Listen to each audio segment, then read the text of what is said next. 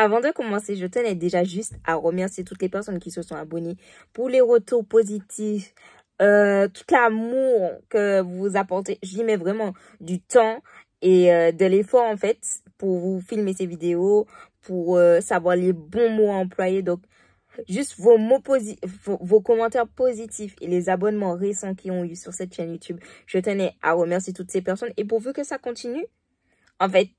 Donc, du coup, déjà, vous vous dites, la première est, comme j'ai pu le dire dans l'intro, non.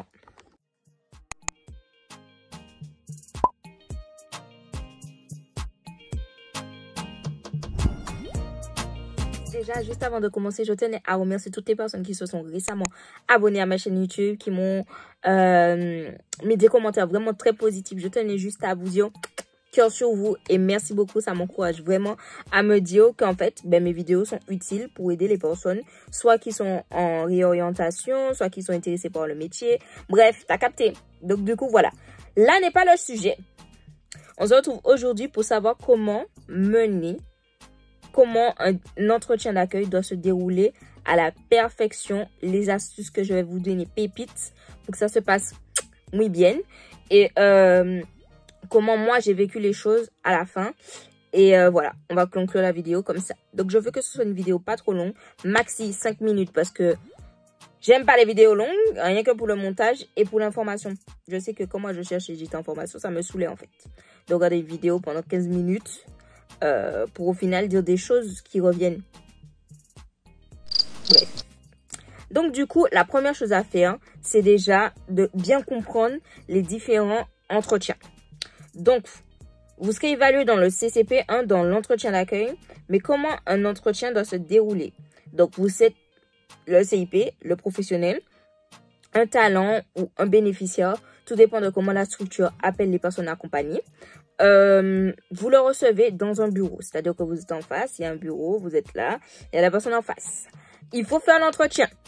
Donc, c'est-à-dire que ce que je vous propose déjà et je vous conseille de faire par expérience, c'est déjà de vous préparer mentalement.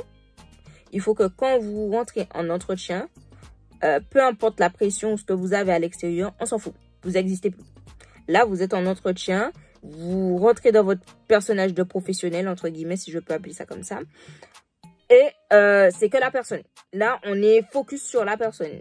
Ce que moi, je vous conseille de faire, c'est soit la structure a déjà une trame.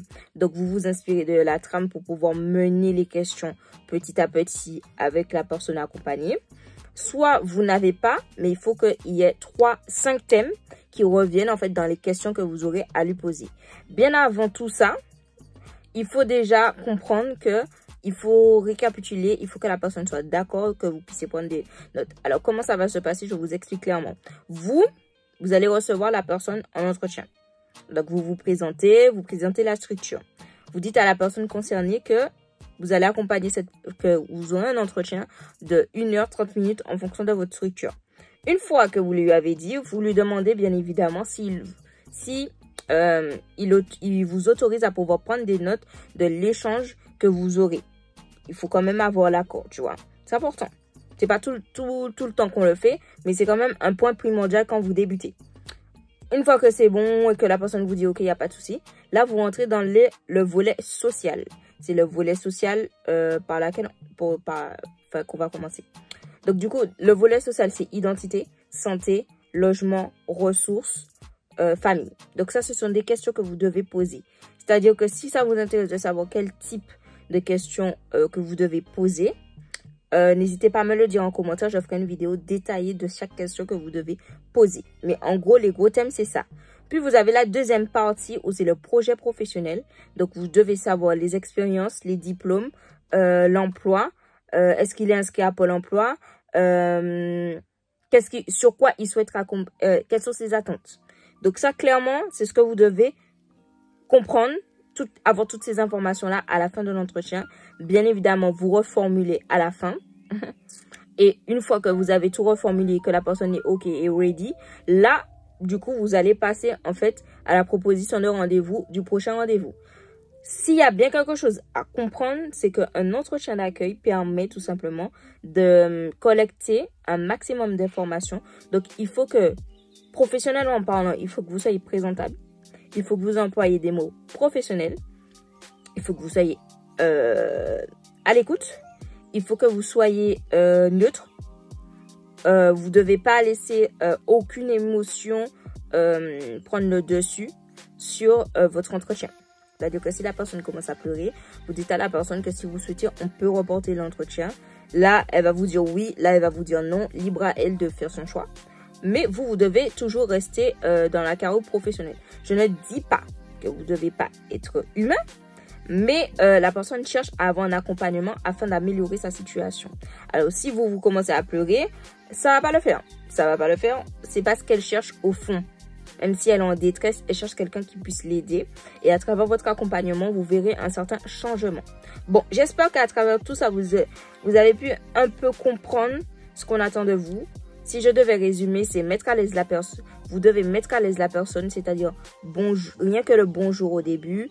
Je vous invite à vous installer, le sourire, la bienveillance. Tout ça, ça doit être, franchement, c'est ce qu'on doit avoir. Si à la fin de l'entretien, on devrait interroger le bénéficiaire, c'est ce qu'il doit comprendre à la fin. Donc, voilà, on ne vous demande pas de sourire comme du n'importe quoi, mais en gros, soyez joyeux. De toutes les façons qu'on aime ce qu'on fait, la personne d'en face va forcément ressentir tout ça. Donc, j'espère que cette vidéo a pu vous aider. Ce qu'on attend de vous, c'est ça. C'est de collecter les infos, positivité, professionnalisme. C'est tout.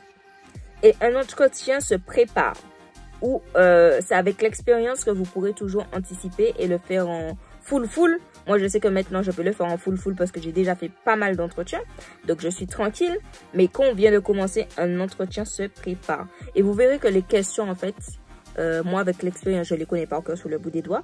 Mais quand on vient de commencer dans le métier, c'est pas évident d'avoir. Donc, voilà, si vous avez une petite trame, revoyez après les entretiens ou quand sur votre temps libre ou sur votre temps administratif. Moi, j'aime bien avoir mon petit temps administratif le matin pour lire les mails, etc. Revoyez tout ça, petit à petit. En tant que professionnel, on ne fait qu'apprendre. Donc, voilà. Et même en tant que CIP, tout le temps, il y a des nouveaux dispositifs, des nouveaux accompagnements. On doit être à jour tout le temps. Donc, la veille informationnelle, si tu n'as pas vu la veille informationnelle, j'ai fait une vidéo. D'ailleurs, je tenais à vous remercier pour les retours. Donc, tout le temps. Voilà. Donc, moi, je vous fais des énormes bisous. Si tu es resté jusqu'à la fin, je t'invite à t'abonner, à liker, partager, commenter.